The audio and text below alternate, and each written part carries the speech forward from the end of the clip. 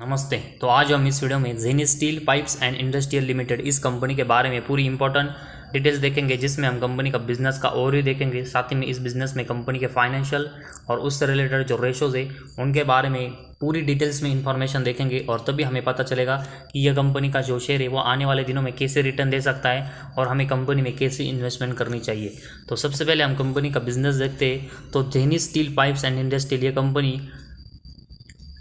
ERW और saw pipes इनका हमें मैन्युफैक्चरिंग और सेलिंग करते हुए देखने को मिलती है, और ये देखने से पता चलता है कि कंपनी यहाँ पर स्टील सेगमेंट में काम करने वाली कंपनी है। तो इस वजह से कंपनी को वेरियस स्टील सेगमेंट के जो कंपनी है उनका बहुत ही कंपटीशन है, और साथ ही में कंपनी एक छोटी है, उस वजह से कंपनी ग्रोइंग पोटेंशियल भी हमें यहाँ पर देखने को मिला है। तो उस वजह से दोनों साइड में अगर हम देखेंगे तो कंपनी के लिए पॉजिटिव और नेगेटिव साइन है, लेकिन कंपनी अपने बिजनेस में कैसा परफॉर्मेंस कर रही है उससे ही तय होगा कि कंपनी नेगेटिव में परफॉर्मेंस करेगी या फिर पॉजिटिव में, वो हमें कंपनी के फाइनेंशियल देखने से ही पता चलेगा। तो सबसे पहले इसके लिए कंपनी का मार्केट कैप देखेंगे तो लगभग 87 करोड़ का मार्केट कैप है। तो 100 करोड़ से भी नीचे का कंपनी का मार्केट कैप है, तो एक छोटी और माइक्रो कैप कंपनी, जिस वजह से यहाँ पर रिस्क बढ़ जाता है। और उसके बाद कंपनी का बुक वैल्यू देखेंगे तो ये हमें माइनस में देखने को मिले। और उसके बाद ROC और ROE दोनों के नंबर्स यहाँ पर हमें अवेलेबल देखने को नहीं मिले। और उसके बाद कंपनी का प्रॉफिट एंड लॉस स्टेटमेंट में मैक्सिमम सेगमेंट में कंपनी ने कैसे नंबर यहाँ पर डिलीवर किए वो हम यहाँ पर देखेंगे। तो सबसे पहले कंपनी का सेल्स देखेंगे तो मार्च 18 में कंपनी 170 करोड़ का सेल्स कर रही थी, जो कि इसके अगले साल बढ़कर 184 करोड़ का हुआ। लेकिन इसके अगले 2 साल देखेंगे तो ये फिर से डाउन होकर 101 और 78 करोड़ का रहा। इसके अगले 2 साल देखेंगे तो 160 करोड़ के आसपास कंपनी का सेल्स रहा, और अभी ट्रेलिंग 12 मंथ्स में फिर से ड्रॉप होकर 130 करोड़ का। तो कंसिस्टेंट कंपनी का सेल्स है वो ऊपर नीचे हो रहा है, जिस वजह से मैक्सिमम सेगमेंट में कंपनी के नंबर से वो हमें इसी तरह के अप एंड डाउन्स देखने को मिल सकते हैं। इस सेल्स के कंपेरेटिव कंपनी के एक्सपेंस देखेंगे तो मैक्सिमम टाइम जो एक्सपेंस है वो सेल्स के कंपेरेटिवली ज़्यादा हुए हैं, उस वजह से ऑपरेटिंग प्रॉफिट में कंपनी मैक्सिमम टाइम हमें लॉस करते हुए देखने को मिली।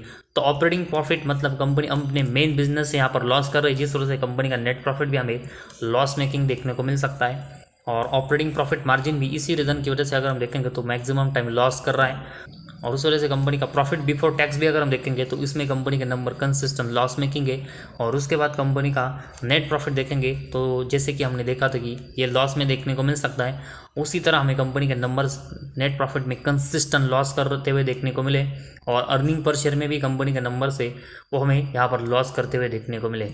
तो कंपनी का नेट प्रॉफिट और अर्निंग पर शेयर कंसिस्टेंट यहाँ पर लॉस कर रहा है। और किसी भी कंपनी का अगर हम नेट प्रॉफिट और अर्निंग पर शेयर देखेंगे तो वो जिस मल्टीप्लाई में बढ़ता है उसी मल्टीप्लाई में कंपनी का जो शेयर का प्राइस है वो हमें बढ़ते हुए देखने को मिलता है। तो इस कंपनी का नेट प्रॉफिट और अर्निंग पर शेयर लॉस में, उस वजह से अगर हम देखेंगे तो मैक्सिमम टाइम कंपनी का जो शेयर है वो हमें डाउन साइड में यहाँ पर देखने को मिल सकता है। तो कंपनी का जो शेयर है उसमें हमें तेज़ी देखने को जरूर मिलेगी, लेकिन वो ऑपरेटर या फिर शॉर्ट टर्म की नज़र से देखने को मिलेगी, क्योंकि कंपनी का नेट प्रॉफिट और अर्निंग पर शेयर लॉस में है, और उसी वजह से ट्रस्टली कंपनी का शेयर लॉन्ग टर्म में अच्छा बढ़ नहीं सकता। और यही रीज़न है कि हम कंपनी में एक ट्रस्टली इन्वेस्टमेंट यहाँ पर नहीं कर सकते।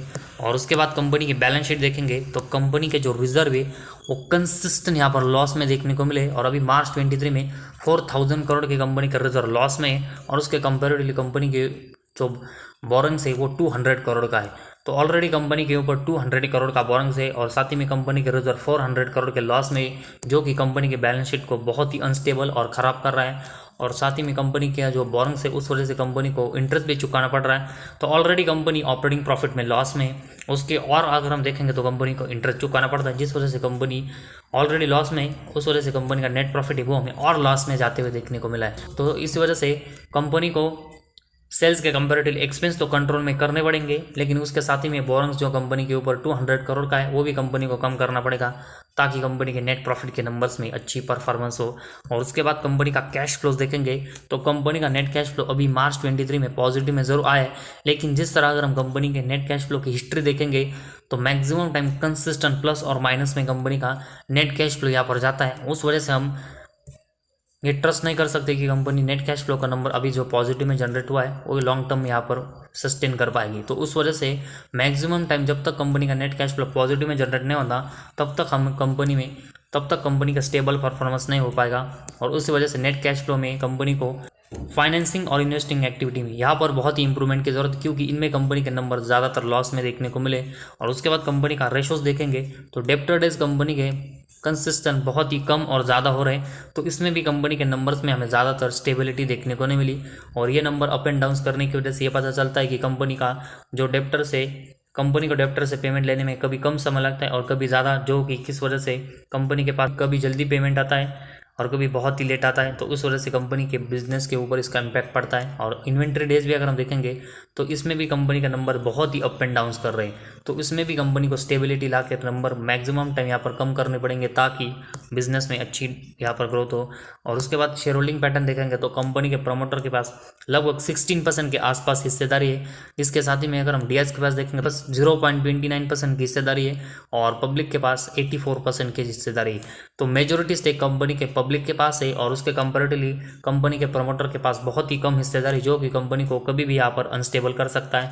और इसी वजह से कंपनी में प्रमोटर को अपनी हिस्सेदारी यहाँ पर बढ़ानी पड़ी, तभी कंपनी का बिजनेस है वो यहाँ पर स्टेबल हो पाएगा। तो ओवरऑल अगर हम zenith steel pipes industrial limited company में यहाँ पर जो इन्फॉर्मेशन है वो देखिए, उससे ये पता चलता है कि कंपनी का फंडामेंटल अभी बहुत ही वीक है।